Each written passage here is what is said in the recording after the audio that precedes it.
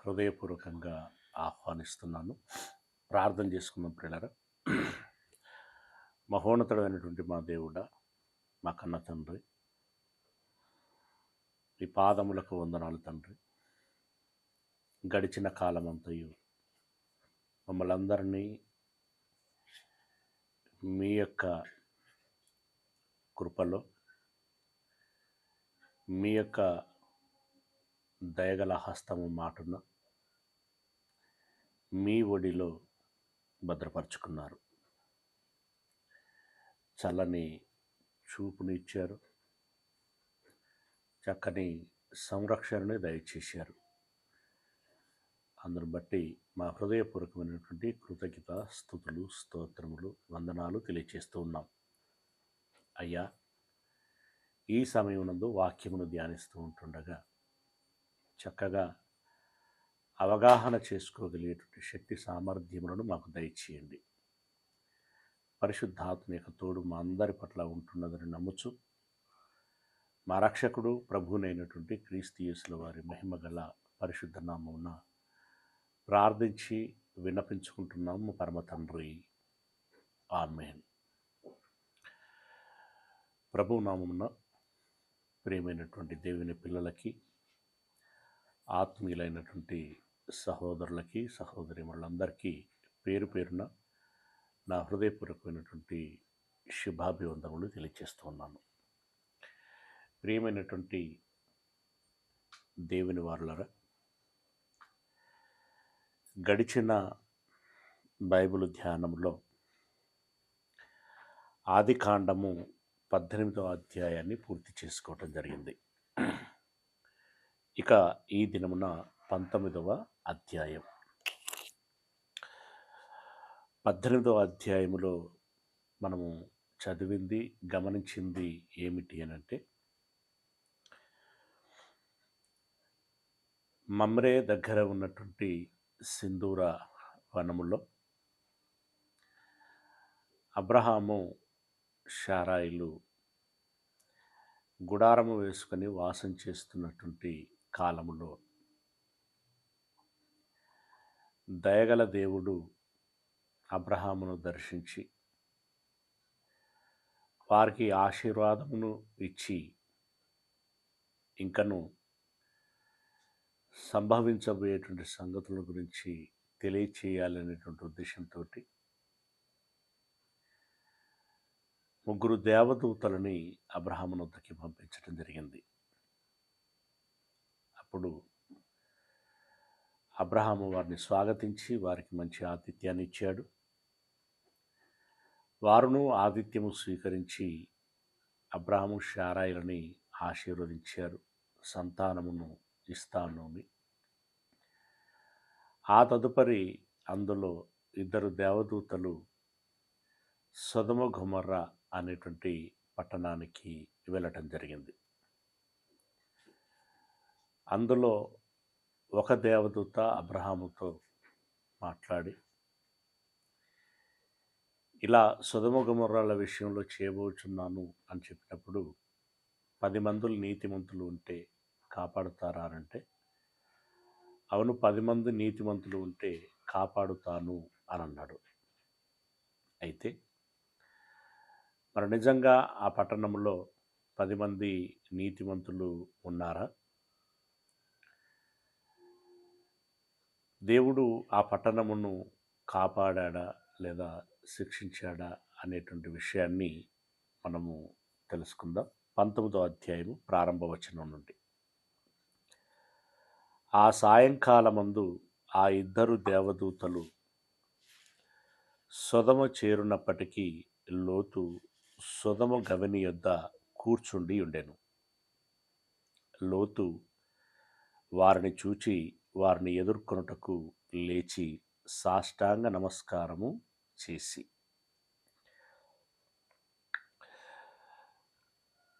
సాయంకాలము సమయానికి ఆ 2 దేవదూతలు సొదొమ అనేటువంటి పట్టణమునకు చేరారు. సొదొమ పట్టణపు ప్రాంతములోనే ఒక విధంగా పట్టణపు వాసిగానే లోతు తన కుటుంబంతో వాసం చేస్తున్నాడు. అతడు గవిని యొద్ద కూర్చున్నాడు. దేవదూతలని చూడగానే ఎదురుగా వెళ్ళి సాష్టాంగ నమస్కారము చేశారు. ఎప్పుడైతే వీరు హారానులో వాసం చేశారో ఇది వరకు అబ్రహాము లోతులు, అప్పుడే దేవదూతలు వెళ్ళి వారిని ఆహ్వానించటం జరిగింది, లేదా సూచించటం జరిగింది. నేను చూపించబోయేటువంటి స్థలమునకు మీరు వెళ్ళండి అని. అప్పుడే దేవదూతలను గురించినటువంటి పరిచయం అబ్రహాము లోతులకి కలిగింది.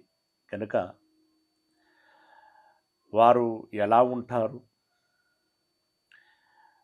వారి గంభీరం ఎలాగుంటుంది, వారి స్వరం ఎలాగుంటుంది, వారి లక్షణము ఎలాగుంటుంది అనేటువంటి అనుభవము వారు కలిగి ఉన్నారు. కాబట్టి ఎంతోమంది జనులు ఉన్నప్పటికీ దేవదూతల్ని ప్రత్యేకంగా వారు గుర్తించగలిగేటువంటి వారు. గనుకనే వారు కనిపించగానే ఎదురుగా వెళ్ళి సాష్టాంగ పడ్డారు, సాష్టాంగ నమస్కారం చేశారు. చేసి ఏమన్నాడు అంటే, నా ప్రభువులారా, దయచేసి నీ దాసుని ఇంటికి వచ్చి రాత్రి వెళ్ళబుచ్చి కాలు కడుకొనుడి. మీరు పెందలకడ లేచి మీ త్రోవను వెళ్ళవచ్చునని అనెను. సేమ్ లోతు గారి యొక్క పెద్దనాన్న ఏ విధంగానైతే దేవదూతలని ఆహ్వానించి ఆతిథ్యం ఇచ్చాడో, లోతుగారు కూడా అదే విధంగా ఆహ్వానించి ఆతిథ్యం ఇవ్వాలని భావిస్తున్నారు. అయితే అతని యొద్దకే వచ్చారు అనే సంగతి లోతుకు తెలియదు. ఓకే, కనుక ఈ రాత్రి వచ్చి గడిపి ఉదయాన్నే మీ త్రోవన మీరు వెళ్ళొచ్చు అని అంటున్నాడు. పాపం లోతుకు కూడా సంభవించబోయేటువంటి సంగతి ఏంటి అనేటువంటిది అప్పటికి తెలియదు. ఓకే, రండి, కాళ్ళు కడుక్కొనండి, ఆతిథ్యమును స్వీకరించండి, రాత్రి ఇక్కడే విశ్రాంతి తీసుకోండి, ఆ తదుపరి మీ త్రోవన మీరు వెళ్ళండి అని చెప్పి చక్కగా మంచి హృదయంతో, మంచి దృక్పథము కలిగి వారిని ఆహ్వానించటం జరిగింది. మీరు పెందలకడ లేచి మీ త్రోవను వెళ్ళవచ్చును అనెను. ఏమండి, మనకి ఇష్టమైనటువంటి వారు మన ఇంటికి వస్తే మనం కూడా అలాగే ఆహ్వానించుకుంటాం కదా, అలాగే సంబోధించుకుంటాం కదా. పనున్నది వెళ్ళాలి అని అంటే కూడా దానికి ఆల్టర్నేట్ ఏంటో మనమే చెప్తూ ఉంటాం. ఎప్పుడు వెళ్ళొచ్చు, ఎన్ని గంటలకు వెళ్ళొచ్చు, ఎప్పుడు ఏ బస్సు ఉంది, ఏ ట్రైన్ ఉంది, సర్వ విధాల ప్రయత్నం చేస్తూ ఉంటాం. మీకు కూడా కొన్ని అనుభవాలు ఉంటుంటాయి. మీ పెద్దమ్మలు, మీ చిన్నాన్నలు, మీ తల్లిదండ్రులు అంటే ఆడపిల్లలకు అనుభవం ఉంటుంది, అది ఎక్కువ, రైట్? ఇలా ఎవరు మనకి ఇష్టమైనటువంటి వారు వస్తే వారిని మన ఇంటికి చేర్చుకొని కాలము గడపాలి అనేటువంటి ఒక ఇష్టము అనేటువంటిది ఒకటి ఉంటుంది. అందుకే లోతు మీ త్రోవను వెళ్ళవచ్చును అనెను. అందుకు వారు అలాగు కాదు, నడివీధిలో రాత్రి వెళ్ళబుచ్చేదము అనిరి. అంటే లోతుగారి ఇంటెన్షన్ ఏమో, అయ్యో అతిథులు వచ్చారు, వారికి ఆతిథ్యం ఇవ్వాలి అని ఆయనకుంది. కానీ దేవదూతల ఇంటెన్షన్ ఏంటి? ఈ పట్టణము పాపముతో నిండి ఉన్నది, దీన్ని నాశనము చేసి వెళ్ళాలి. అందుకే వారు అంటున్నటువంటి మాట ఏంటంటే, నడి రోడ్డులోనే, అంటే నడి వీధిలోనే మేము కాలము వెళ్ళబుచ్చేదము. అంటే ఏంటి? మేము వచ్చిన పనిని పూర్తి చేసుకోవాలి. మేమేమో నిద్రించటానికి, ఆహారం భుజించటానికి మేము రాలేదు అన్నట్లుగా వారు మాట్లాడుచున్నారు.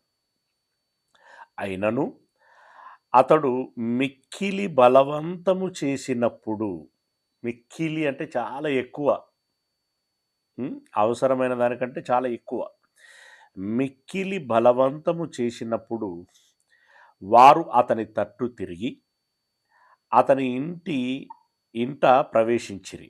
అతడు వారికి విందు చేసి పొంగని రొట్టెలు కాల్చగా వారు భోజనము చేసిరి. ఇంటికి ఆహ్వానించి, మేబీ అబ్రహాము గారు చేసినట్టుగానే, ఏమో అంత చేశాడా, అంతకంటే ఎక్కువ చేశాడా, కానీ సిమిలారిటీ ఉంటుంది. దాదాపుగా అబ్రహాము గారు చేసినట్టుగానే పొంగని రొట్టెలు కాల్చి వారికి ఆహారముగా పెట్టాడు. స్త్రీలరా, మీరు పొంగని రొట్టెలను చేయగలరా? ప్రయత్నించి చూడండి. పొంగని రొట్టెలను కాల్చగా వారు భోజనం చేసిరి. వారు పండుకొనక ముందు, భోజనం చేసి పండుకొనక ముందు ఆ పట్టణస్థులు అనగా సొదమ మనుష్యులను వీరు భోంచేశారు. ఇంకా పండుకొనలేదు, మేబీ ముచ్చటించుకొని ఉండి ఉంటారు. ఈలోగా ఆ పట్టణములోని బాలురును వృద్ధులను ప్రజలందరూ నలుదిక్కుల నుండి కూడివచ్చి ఆ ఇల్లు చుట్టవేసి, ఏటండి, లోతు ఇంటికి బంధువులు వచ్చారు. వచ్చింది దేవదూతలు, బట్ కోర్స్ దేవదూతలని వాళ్ళకు తెలియదు అనుకోండి, ఎవరో వచ్చారు, వారింటికి బంధువులు వచ్చారు. లోతుగారు ఇంటికి బంధువులు వచ్చినట్టున్నారు, గొర్రెపిల్లని ఏమన్నా పంపించమంటావా? గొర్రెపిల్లలు ఆయనకేం తక్కువ లేవు. లేదా ఉల్లిగడ్డలు ఏమైనా పంపించమంటావా? కొత్తిమీర ఏమైనా పంపించమంటావా? ఇలా అడగవలసింది పోయి, ఇలా మర్యాదగా ట్రీట్ చేయవలసింది పోయి వారు ఏం చేశారు? ఆ ఇంటితో ఇప్పుడు బాలురకేం పని? యవనస్తులకేం పని? మధ్య వయస్కులకి ఏమి పని? ఇంకా వృద్ధులకు ఏం పని? అందరూ వచ్చి ఇంటిని కవర్ చేశారట. చేసి లోతుని పిలిచి, ఏ లోతు, ఇంట్లోనే ఉన్నవా? ఈ రాత్రి నీ యొద్దకు వచ్చిన మనుషులు ఎక్కడా? వాళ్ళతో ఏం పని వీళ్ళకి? మేము వారిని కూడునట్లు మా యొద్దకు వారిని వెలుపలికి తీసుకుని రమ్మని అతనితో చెప్పగా, దేవదూతలు పురుషలింగమా స్త్రీలింగమా? వారికి లింగత్వం ఉండదు. మనుష్య రూపములో, అంటే వారు ఎలా కావాలంటే అలా ఉండగలరు, రూపములని అలా మలుచుకోగలరు. కానీ వీళ్లకు వాళ్ళు ఎలా కనిపించారో తెలియదు. మనకి ఈ సందర్భం అంతట్లో కూడా గమనించినట్టయితే 18వ అధ్యాయంలో ఏమన్నాడు? ముగ్గురు మనుష్యులు అని అన్నాడు. అతని యొద్ద నిలవబడిరి. 18వ అధ్యాయం ప్రారంభవచనం, ముగ్గురు మనుష్యులు. మనుషులు అన్నప్పుడు మగవారు అవ్వచ్చు, ఆడవారు అవ్వచ్చు. కానీ యెహోవానైన నేను అనేటువంటి సంబోధన చేస్తున్నటువంటి వేళ మాట్లాడేటువంటి దేవదూత పురుష స్వరము, పురుష దృక్పథముతో మాట్లాడుచున్నటువంటి మాట. అయితే ఇక్కడ దేవదూతలు వచ్చారు. సరే, వాళ్ళు పురుషులా స్త్రీలా అది కాదు మనకు మ్యాటర్. ఏ రూపంలో ఉన్నారు అనేది మ్యాటర్ కాదు. వారిని కూడున్నట్లుగా వెలుపలికి తీసుకుని రమ్మని అతనితో చెప్పగా, ఎవరైతే ఏంటండి, సరే స్త్రీలే అనుకుందాం, స్త్రీ రూపంలోనే వచ్చారనుకుందాం. వస్తే ఊర్లో ఒక వ్యక్తి ఇంటికి ఏ బంధువులు వచ్చినా మాకు అప్పగించండి అని అడగటము ఆ గ్రామస్తుల సంస్కారమా? అది సభ్యత? అది ఆరోగ్యకరమైనటువంటి మనస్సేనా? వారికి భార్యలుంటారు, వారికి ఆడపిల్లలు ఉంటారు. వారి పిల్లలను, వారి భార్యలను ఆ ఊరికి ఎవరొచ్చినా వాళ్ళకి అప్పగించేస్తారా? అప్పగించేస్తామండి అని అంటే ఈ అంతకంటే దారుణమైన, ఘోరమైన, సంస్కారహీనమైన, పశుబుద్ధి కలిగిన మనస్తత్వము మరొకటి ఉండదు. అదొక క్రూరమైనటువంటి చర్య, దారుణమైనటువంటి చర్య. అంటే వీళ్ళ స్వభావాలను మనం చూస్తుంటే ఊరిలోని ఊరకుక్కల మాదిరిగా ఉన్నట్టుగా అనిపిస్తున్నది. ఊరకుక్కలు ఎలా ఉంటాయండి? అలాంటి స్వభావము కలిగినటువంటి వారుగా ఈ సొదొమ పట్టణస్థులు మనకి కనిపిస్తున్నారు.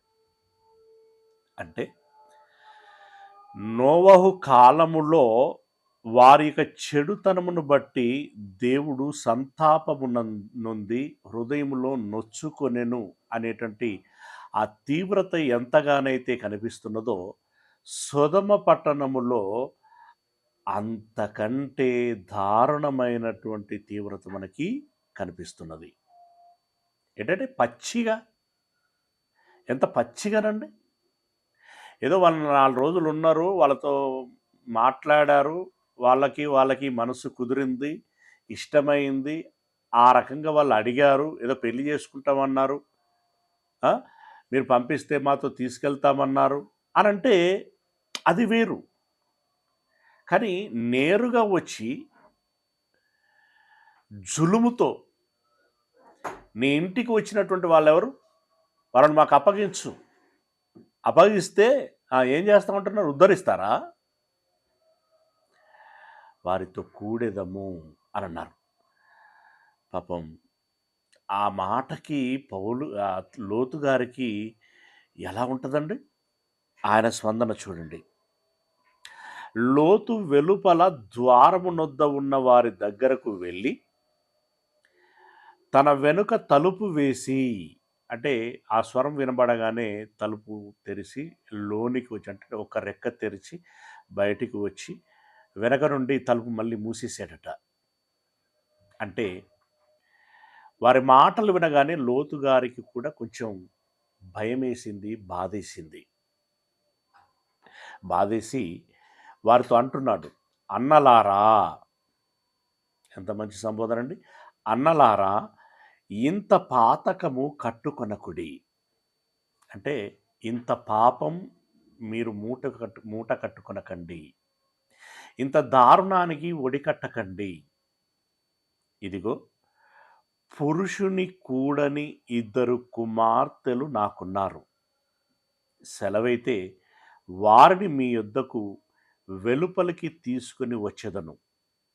వారిని మీ మనసు వచ్చినట్లు చేయుడి. ప్రియులారా, ఆ ఊరికి బ్రతక వెళ్ళాడతడు. ఎంతైనా ఊరివారు పట్టు వేరు.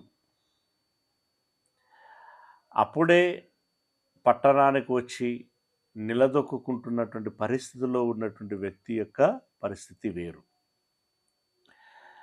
ఆ ఊరి యొక్క ఆ జనాంగము తీరుతెన్నులు ఎరిగినటువంటి వాడు గనక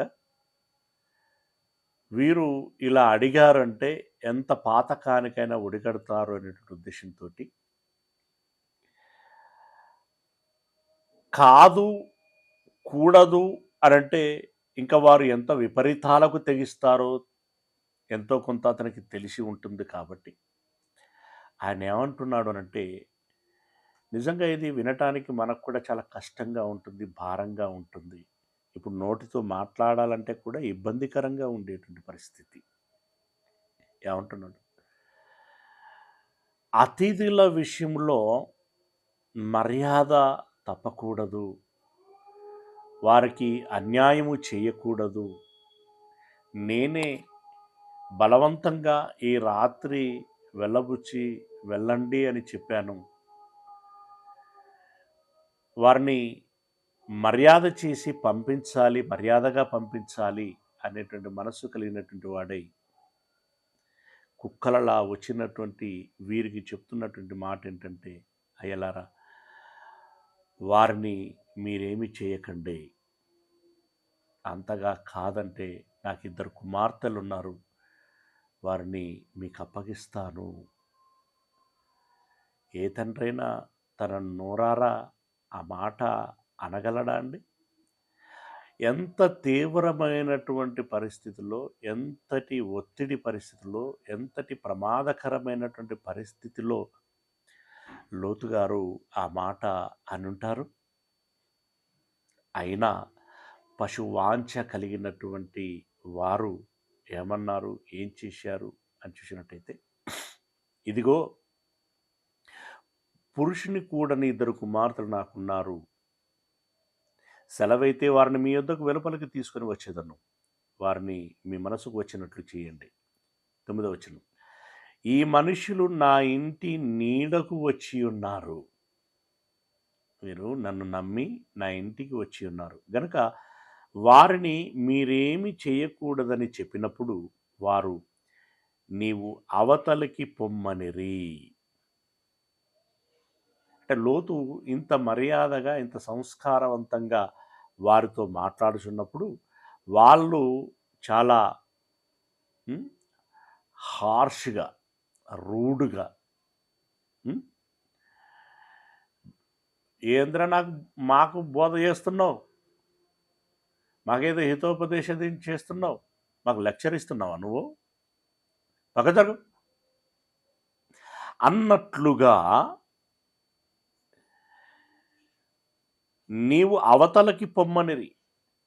ఇంకా ఏమంటున్నారు, మరియు వారు వీడెవడో మనలోనికి పరదేశిగా వచ్చి తీర్పరిగా ఉండ చూచుచున్నాడు,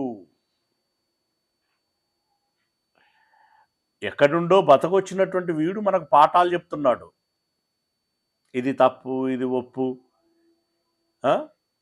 ఇట్లా కాదు అట్లా అని మనకేదో చెప్పుచున్నాడు. కాగా వారికంటే నీకు ఎక్కువ కీడు చేసేదమని చెప్పి లోతు అను ఆ మనుషుని మీద దొమ్మిగా పడి తలుపు పగలగొట్టుటకు సమీపించిరి.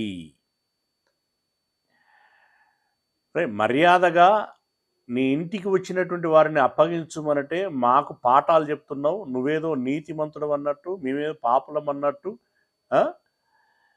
నువ్వు చెప్తా ఉంటే మేము వినాలా?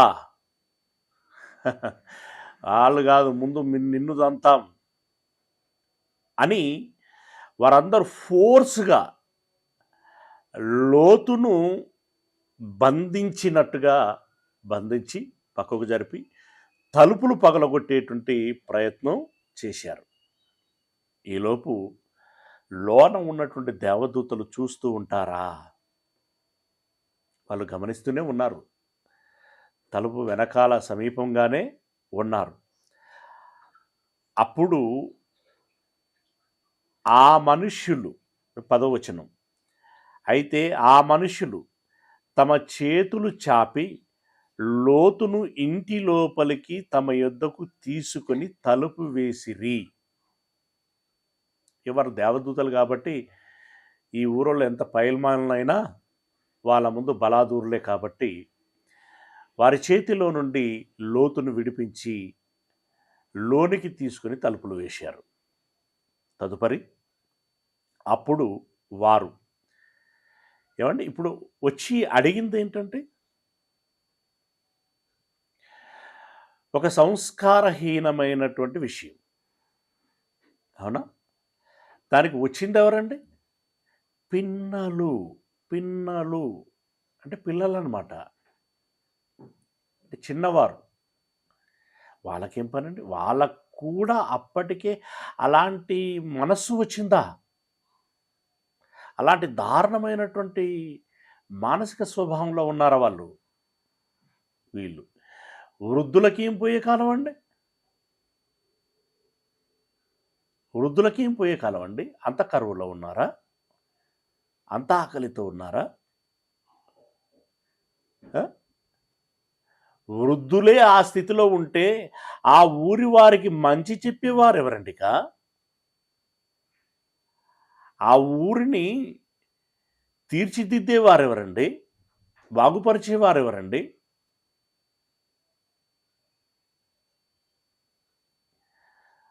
మగ్ధలేని మరియ యొద్దకి దొమ్మిగా అందరూ పట్టుకొని వచ్చినట్టుగా ఇక్కడ పిన్నలు మొదలుకొని వృద్ధుల వరకు ఏదో చుట్టపు చూపు లెక్క వచ్చారు వాళ్ళు.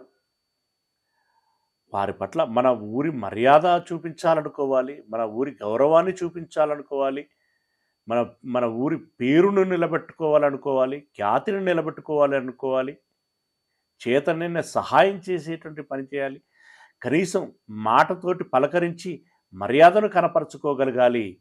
అలా కాకుండా పెద్దలైనటువంటి వారు సైతము ఇంత నీచమైనటువంటి కార్యక్రమానికి ఉపక్రమిస్తున్నారు అనంటే ఆ పట్టణము ఎంత దారుణంగా చెడిపోయి ఉంటుంది, వారి యొక్క మానసిక స్వభావము ఎలాగ ఉండిందో ఒకసారి మనం అర్థం చేసుకోవాల్సినటువంటి విషయము. సిగ్గు ఎగ్గు లేదు, తల్లి చెల్లి లేదు, ఆలి లేదు, చూలి లేదు, ఇంకా చెప్పాలంటే మగవారు అనేటువంటిది లేదు, స్త్రీలు అనేటువంటిది లేదు. మనిషి కనిపిస్తే చాలు వారు మదమెక్కిన ఎనుభూతుల వలె ప్రవర్తిస్తున్నటువంటి పరిస్థితి. ఎంత దారుణం! ఇంతకంటే పరాకాష్ఠ ఏముంటుంది? ఇంతకంటే దారుణం ఏముంటుంది? ఇంతకంటే తీవ్రమైనటువంటి పాపము ఏముంటుంది చెప్పండి? బలాత్కారం కదా ఇది. బలాత్కారం, మనం అప్పుడప్పుడు బైబిల్లో బలాత్కారం అనేటువంటి పదాలను వాడుతూ ఉంటాం. ఇప్పుడు వీళ్ళందరూ దొమ్మిగా వచ్చి లోతును నిర్బంధించి తలుపులు పగలగొట్టి లోపలికి వెళ్ళాలి, లోపల ఉన్నటువంటి వారిని అనుభవించాలి అని చెప్పి ప్రయత్నం చేస్తున్నారంటే దాన్ని ఏమంటారు? బలాత్కారం. లోకము బలాత్కారంతో నిండి ఉన్నది అన్నటువంటి పదాలు వింటుంటాం కదా. ఇదిగో ఇలాంటివే. ఉదాహరణకి నేను ఎప్పుడైనా మళ్ళీ పాఠంలో సందర్భం వచ్చినప్పుడు బలాత్కారము అంటే ఏదైనా ఉదాహరణ చెప్పడానికి ప్రయత్నం చేస్తున్నప్పుడు వెంటనే ఇది మీరు జ్ఞాపకం చేయొచ్చు. మంచిది కూడా. అప్పుడప్పుడు తట్టవు. బలాత్కారము. అలా పెద్దల వరకు దాడి చేస్తున్నట్టు తరుణంలో దేవదూతలు లోతుని లోపలికి తీసుకొని ఇక వారి యాక్షన్లోనికి దిగారు. ఇక వాళ్ళ యాక్షన్ ఎలా ఉంటుందో చూడండి ఒకసారి.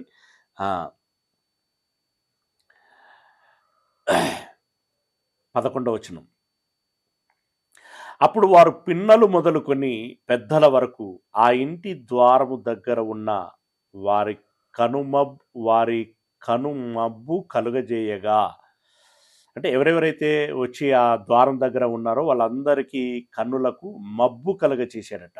అంటే దృష్టి పోయింది, కనిపించట్లేదు. కనుమబ్బు కలుగచేయగా వారు ద్వారము కనుగొనలేక విసికిరి.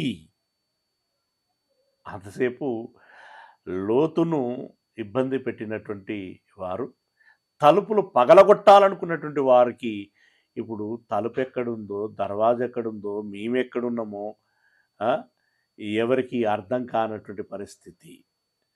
వాళ్ళు పులుకుతూ ఉంటే ఒకరికొకరు తాకుతున్నారేమో బహుశా. విసిగిరి అలసిపోయారు. అప్పుడు ఆ మనుషులు లోతుతో, ఇక్కడ నీకు మరెవరున్నారు? లోపల లోపల వారు మాట్లాడుకుంటున్నారు. తలుపులు వేసేసారు. వీళ్ళ కళ్ళు మబ్బు కమ్మేసింది. ఇక వీరి పనిలో వీళ్ళున్నారు.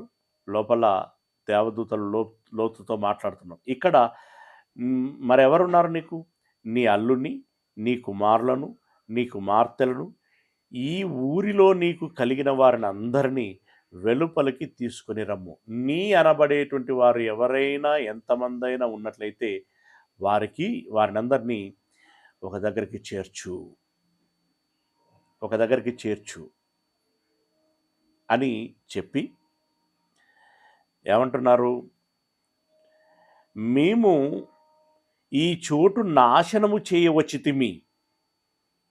వారిని గూర్చిన మొర యెహోవా సన్నిధిలో గొప్పదాయను గనక దాని నాశనం చేయుటకు యెహోవా మమ్మును పంపెనని చెప్పగా. అసలు విషయాన్ని ఇప్పుడు చెప్పారు. శబ్దాలు రావద్దు.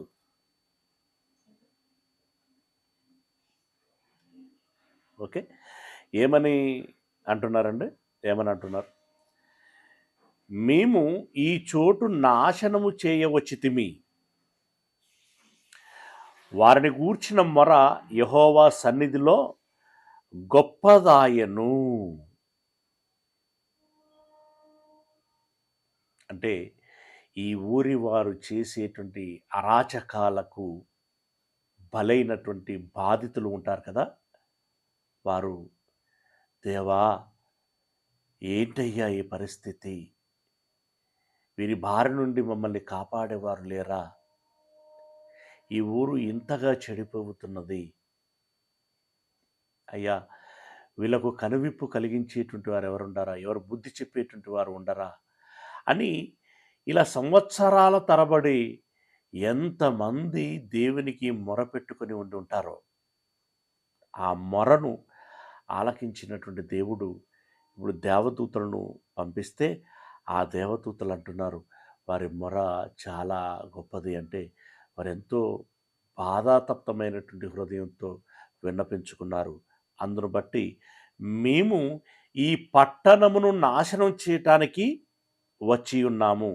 అందుకే యెహోవా మమ్మును పంపెనని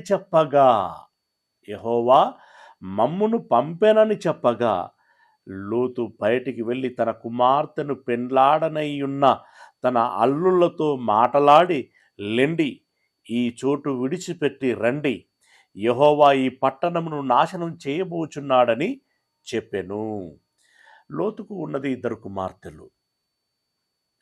అయితే ఆ 2 కుమార్తెలకు వివాహం చేయాలని అతను నిశ్చయించుకున్నట్టున్నాడు. దాని విషయమై ఆ ఊరి 2 యవనస్తులతో మాట్లాడటం కూడా జరిగినట్టున్నది పెద్దల సమక్షంలో. ఇక ఒక మంచి సమయాన్ని చూసుకొని పెళ్లి చెయ్యాలి, హోల్డ్లో ఉంది. ఓకే, అలా ఎవరైతే ప్రపోజల్లో ఉన్నారో వాళ్ళ దగ్గరికి వెళ్ళి విషయం చెప్పి, ఈ దేవదూతలు ఏదైతే చెప్పారో ఆ విషయం చెప్పి, అయ్యలారా మీరు రండి, మరి పట్టణాన్ని నాశనం చేయబోతున్నాడు దేవుడు, మనము తలదాచుకుందాం, మనల్ని కాపాడుతానంటున్నాడు గనక మీరు రండి అని అంటే, వాళ్లకు లోతుగారు చెప్పినటువంటి మాటలు ఎలా వినిపించాయటనంటే చూడండి. అయితే అతడు తన అల్లుళ్ళ దృష్టికి ఎగతాళి చేయువాని వలె ఉండెను. పరాశకమాడుతున్నావా?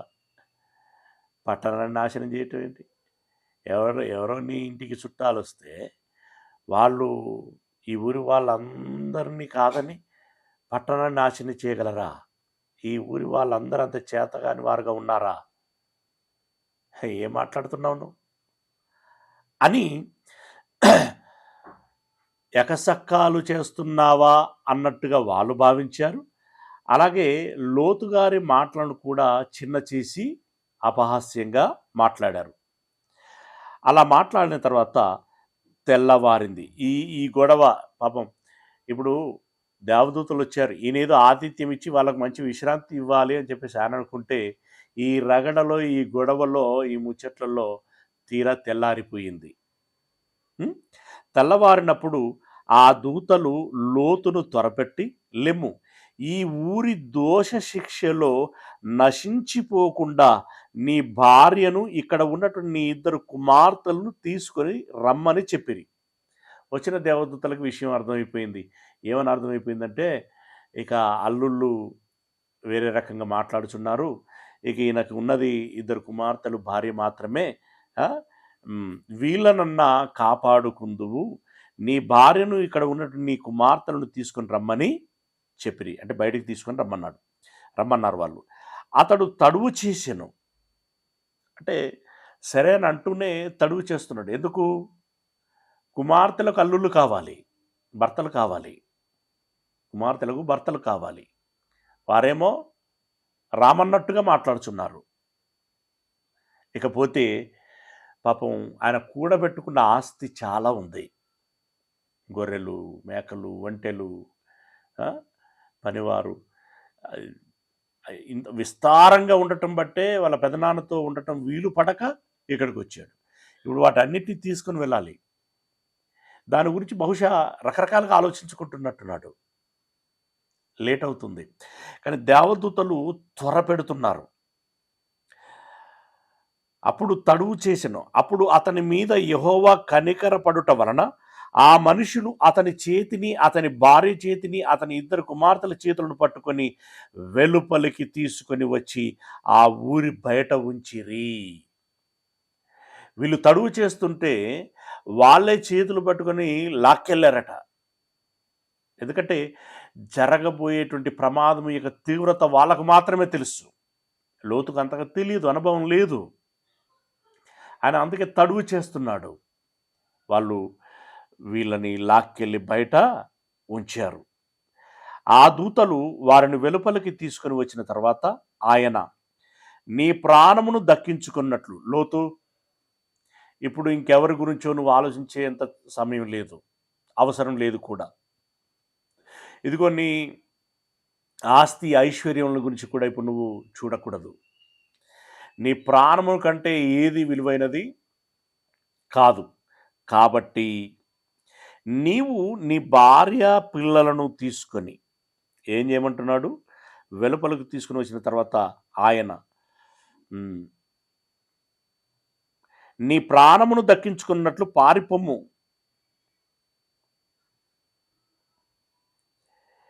ఇందాక పూలింగమా స్త్రీలింగమా అని మాట్లాడుకున్నాం కదా 17వ వచనంలో. ఆ దూతలు వారిని వెలుపలికి తీసుకొచ్చిన తర్వాత ఆయన, అంటే దూతల్లో ఒక ఆయన, దూతల్లో ఒక ఆయన ఏమంటున్నాడు? నీ ప్రాణమును దక్కించుకున్నట్లు పారిపొమ్ము, నీ వెనుక చూడకుము, ఈ మైదానములో ఎక్కడా నిలువక నీవు నశించిపోకుండా ఆ పర్వతమునకు పారిపొమ్మని చెప్పగా, అంటే వచ్చినవాడు పురుష రూపంలో ఉన్నాడు. ఇప్పుడు వీళ్ళకి పురుషుల స్త్రీల అనేటువంటి వ్యత్యాసం కూడా లేదు. అంత దారుణమైనటువంటి విధానానికి వారు తెగించారు. సరే, ఇప్పుడు ఏమంటున్నారంటే, మీరు వెనకకు చూడకుండా, అంటే ఇక ఏమీ ఆలోచించకుండా మీరు సమీపముగా ఉన్నటువంటి పర్వతమునకు పారిపొమ్మని చెప్పగా, లోతు, ప్రభువా, అలాగు కాదు, ఇదిగో నీ కటాక్షము నీ దాసుని మీద వచ్చినది. నా ప్రాణము రక్షించుట వలన నీవు నా ఎడల కనపరిచిన నీ కృపను గణపరిచితివి. నేను ఆ పర్వతమునకు తప్పించుకొని పోలేను. ఈ కీడు నాకు సంభవించి చచ్చిపోవుదునేమో. అయ్యా, ప్రాణమును కాపాడుకోవటానికి పర్వతమునకు పారిపోండి అని అంటున్నారు. అయితే నేను నా భార్య, నా పిల్లలను తీసుకొని ఆ పర్వతమును ఎక్కలేక మీరు ఈ పట్టణమును ధ్వంసం చేస్తున్నప్పుడు మేము కూడా చనిపోతామేమో.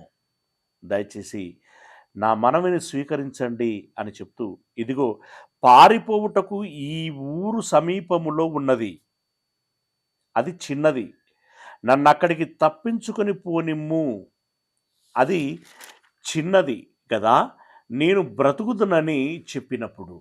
అంటే దేవదూతలకి వీళ్ళు లోతు గారు రిక్వెస్ట్ చేసుకుంటున్నాడు, అయ్యా కొండ ఎక్కలేమేమో, ఇది పక్కన ఒక చిన్న ఊరు ఉంది కదా, ఆ చిన్న ఊరికి వెళదము, సెలవు ఇవ్వండి అని చెప్పేసి అడిగినప్పుడు ఆయన, ఇదిగో నీవు చెప్పిన ఈ ఊరు నాశనము చేయను, ఆ చిన్న ఊరిని మేము ముట్టుకోము, ఈ విషయంలో నీ మనవి అంగీకరించితిని. అంటే కొండ ఎక్కలేను అని అంటున్నావు కాబట్టి ఆ ఊరికి వెళ్ళటానికి మేము అంగీకరిస్తున్నాము, ఆ ఊరికి వెళ్ళండి అని అన్నాడు.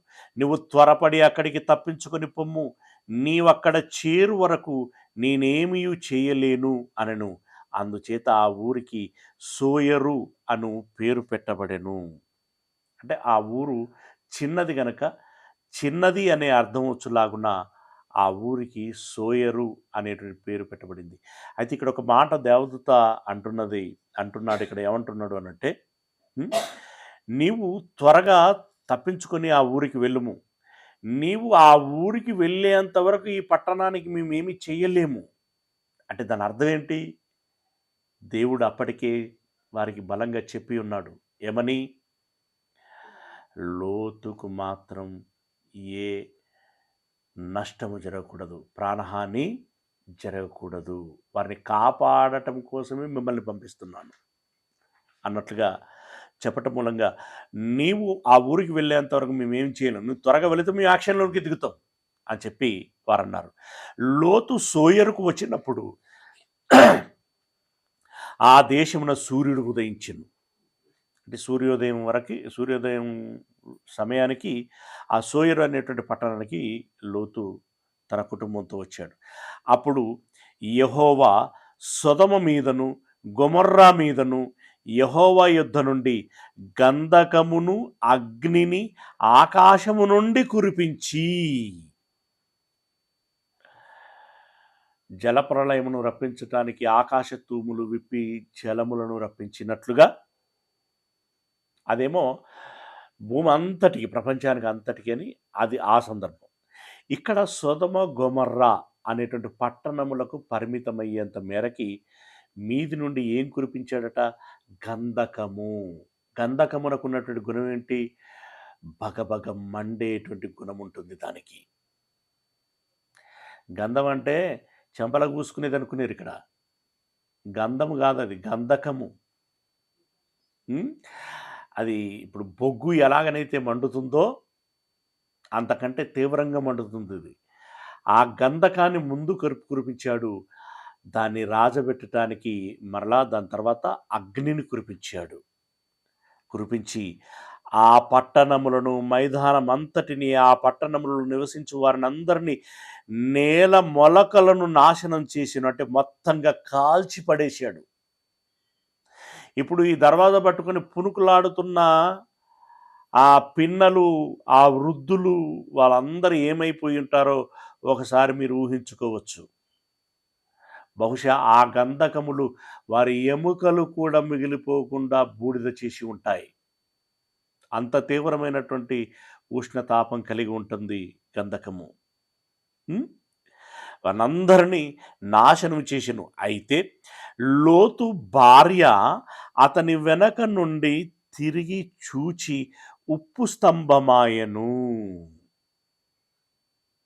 ఎక్కడి నుండి చూసింది? సోయరు అనేటువంటి ఊరికి వెళ్ళిన తర్వాత మేబీ పొలిమరలోకి వెళ్ళిందేమో. ఈ సొదొమ వైపు తిరిగి చూసింది. ఏమంటే ఇక్కడ తిరిగి చూసింది అనేటువంటి మాట మనకు కనబడుతుంది. ఎందుకు తిరిగి చూసి ఉంటుంది?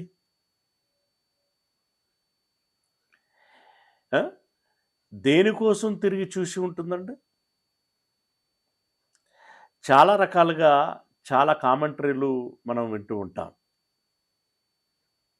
అయితే మొత్తానికి ఇక్కడ తిరిగి చూడకూడదు అని దేవదూతలు చెప్పాయి, కానీ ఆమె తిరిగి చూసింది. నా ఆస్తి ఐశ్వర్యం అంతా బుగ్గిపాలైపోయిందా?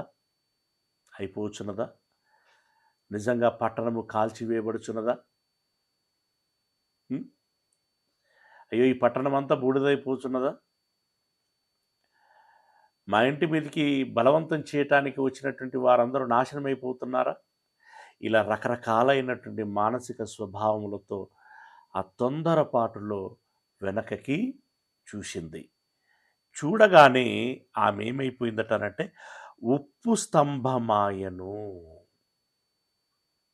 తెల్లవారినప్పుడు అంటే ఇది ఒక బాధాకరమైనటువంటి సంఘటన. ఉప్పు స్తంభమాయను అంటే అప్పటి వరకు ఒక జీవిత భాగస్వామిగా, తనతో సహచరిగా కలిసి నడిచినటువంటి ఆ వృద్ధాప్యంలో ఉన్నటువంటి లోతుగారి తోడు విడిపోయింది. అప్పటి వరకు తనతో కలిసి నడిచింది ఆ సోయరు దాకా ఉన్నటువంటి ఉప్పు స్తంభమైపోయింది. భర్తగా లోతు యొక్క గుండె ఎంత భారమైపోతుంది చెప్పండి. గుండె బద్దలైపోతుంది. ఎంత ఒత్తిడిలో ఉండి ఉంటాడు విషయాన్ని మనం ఆ తీవ్రతని అర్థం చేసుకోవాలి. మొత్తానికి ఆమె ఉప్పు స్తంభమాయను. తెల్లవారినప్పుడు అబ్రహాము లేచి తాను యెహోవా సన్నిధిని నిలిచిన చోటికి వచ్చి, తెల్లవారినప్పుడు అబ్రహాము లేచి తాను యెహోవా సన్నిధిని నిలిచిన చోటికి వచ్చి, అంటే ఇటు పట్టణము తగలబడింది. అబ్రహాము గారితో దేవదూత మాట్లాడింది కదా, ఇదిగో సొదొమ యొక్క పాపము యొక్క తీవ్రత ఏంటో తెలుసుకుని దానికి తీర్పు తీర్చడానికి వచ్చి ఉన్నాము అని చెప్పినటువంటి మాటను బట్టి మరి దేవుడితో అంటే దేవదూతతో మాట్లాడాడు కదా అబ్రాహాము. నిజంగా ఇప్పుడు పట్టణమునకి కీడు జరుగుతుంది కదా, ఏం జరిగిందా అని చూద్దామని బయటకు వచ్చి ఆ సొదొమ వైపు చూశాడట. ఆ సొదొమ గొమొర్రాల తట్టును ఆ మైదాన ప్రదేశము యావత్తును చూడగా, అదిగో ఆ ప్రదేశపు పొగ ఆవము పొగవలే లేచుచుండెను. ఆవపు పొగవలే లేచుచుండెను.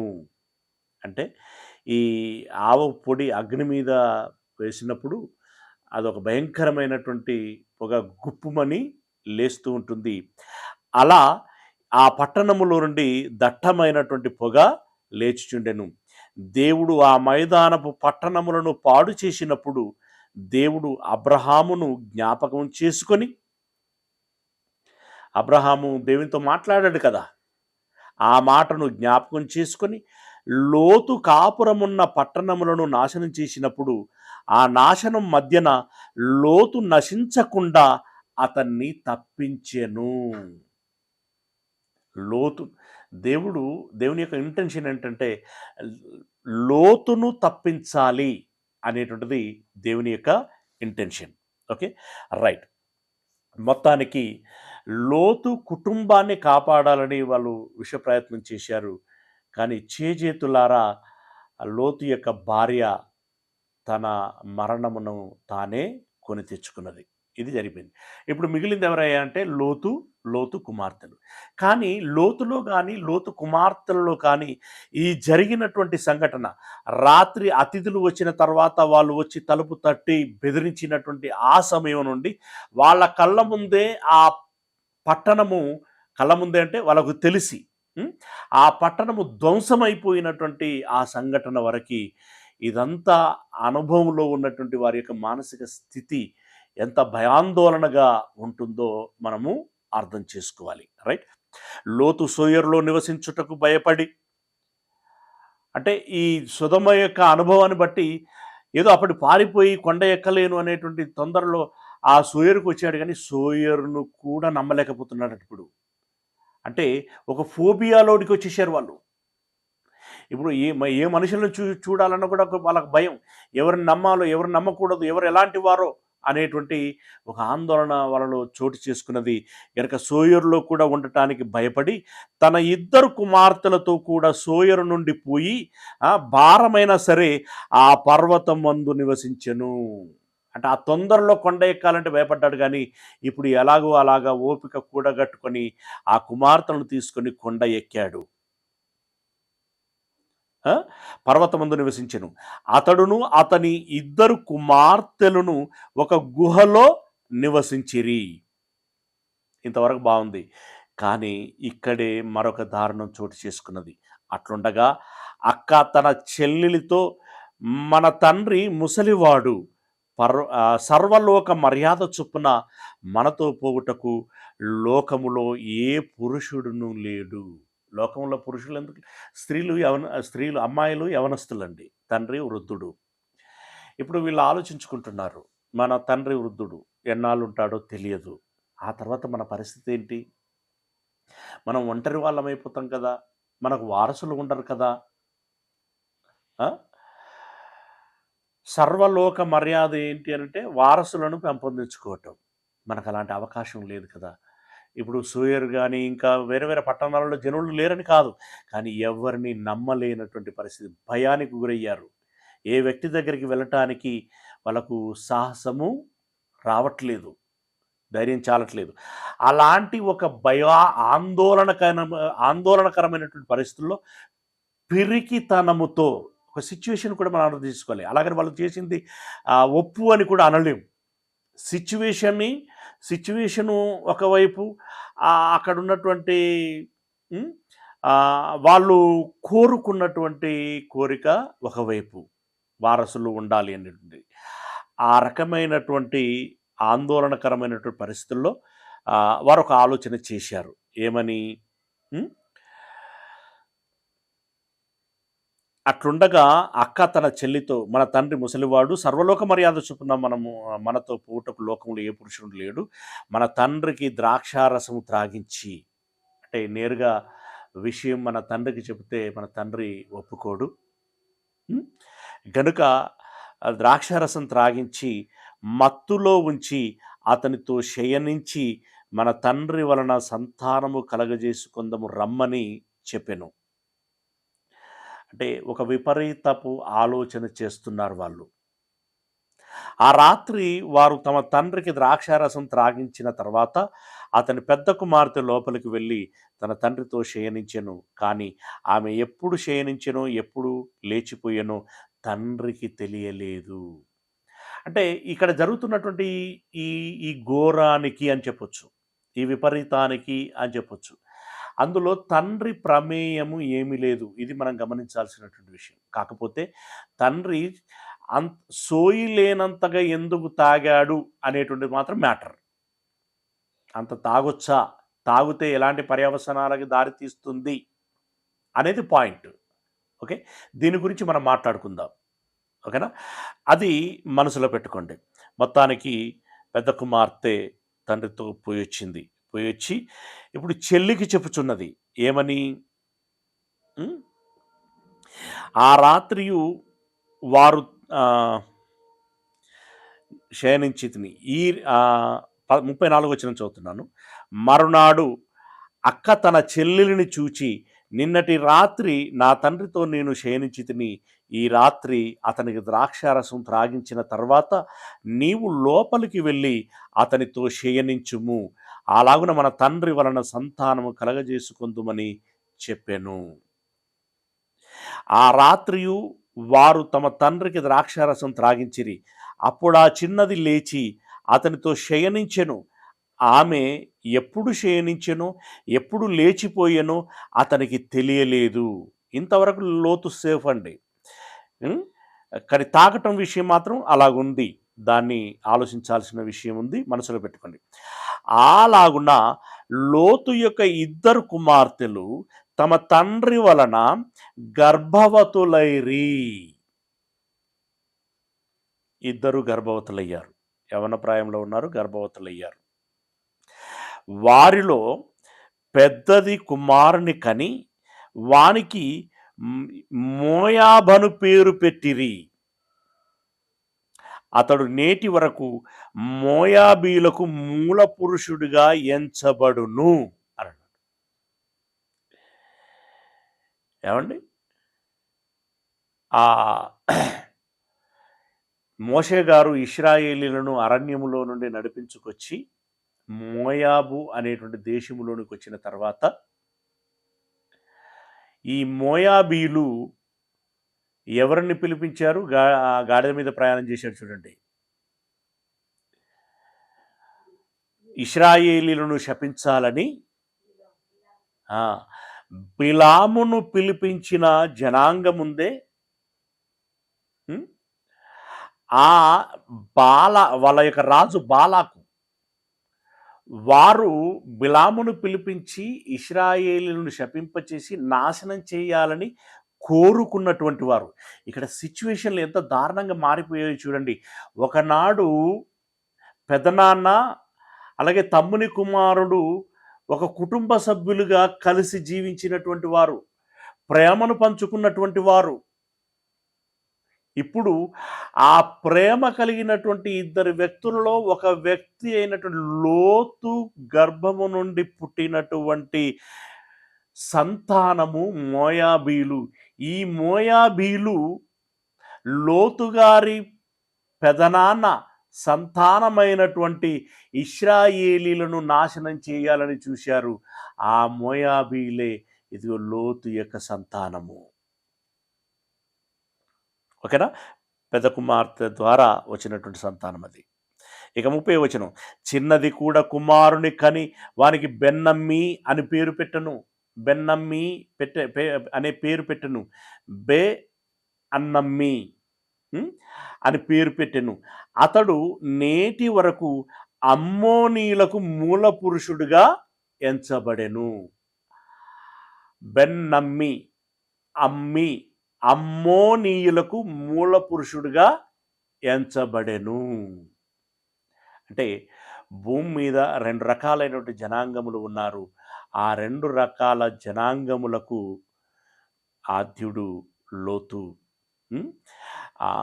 ఈ జనాంగమే ఇశ్రాయేలీలకి తదనంతరము అనేకమైనటువంటి శ్రమలు తీసుకొచ్చినటువంటి వారై ఉంటున్నారు. రైట్? ఇప్పుడు బెన్యామీనీలు, మోయాబీలు అనగానే ఎవరు అని మనం జ్ఞాపకం చేసుకోవాలంటే లోతు సంతానము. అలాగే అమ్మోనీయులు అనగానే ఎవరు అని జ్ఞాపకం చేసుకోవాలంటే లోతు సంతానము. ఇలా 2 రకాలైనటువంటి జాతులైనటువంటి జనులు లోకములోనికి వచ్చారు. అది ఒక తప్పుడు విధానములో. ఓకేనా? రైట్. మొత్తానికి ఇప్పుడు ఈ అధ్యాయంలో సొదొమ గొమొర్రా ఎందుకు నాశనం చేయబడింది అనంటే అది ఒక భయంకరమైనటువంటి పాపముతో నిండి ఉన్నటువంటి పట్టణము. అందుకు అది నాశనం చేయబడింది. మరి లోతు ఎందుకు కాపాడబడ్డాడు? లోతు దేవుని కృపలో ఉన్నాడు. లోతు అప్పటి వరకు కొంత క్షమార్హములో అతడు ఉన్నాడు. ముఖ్యముగా అబ్రహాము లోతును ఉద్దేశించి దేవునికి విన్నపం చేసుకున్నాడు. అందును బట్టి లోతు కుటుంబము కాపాడబడింది. కాపాడబడినటువంటి ఆ కుటుంబంలో లోతు గారి భార్య మరణిస్తే లోతు 2 కుమార్తెలు మాత్రమే మిగిలారు. అయితే ఉన్నటువంటి పరిస్థితుల దృష్ట్యా వారు ఒక తప్పుడు మార్గములో వెళ్ళారు. ఆ తప్పుడు మార్గములో వెళ్ళినటువంటి వారి నుండి 2 రకాలైనటువంటి జనాంగములు వచ్చారు. ఒకరు మోయాబీలు, మరొకరు అమ్మోనీయులు.